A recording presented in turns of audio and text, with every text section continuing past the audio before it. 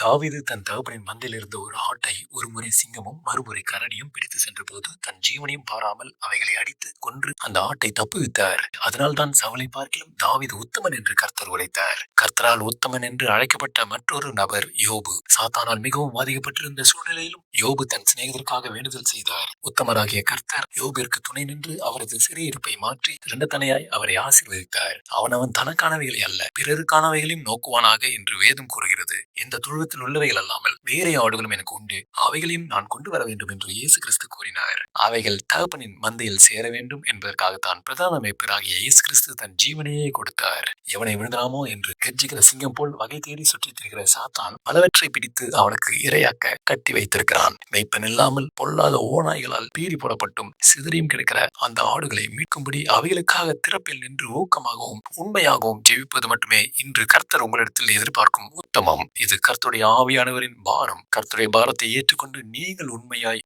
ஊக்கமாய் ஆத்துமாக்களின் ரட்சிப்பிற்காக ஜெபிக்கும் போது உங்கள் பாரத்தை எல்லாம் நீக்கி போட கர்த்தர் வல்லவராய் இருக்கிறார்.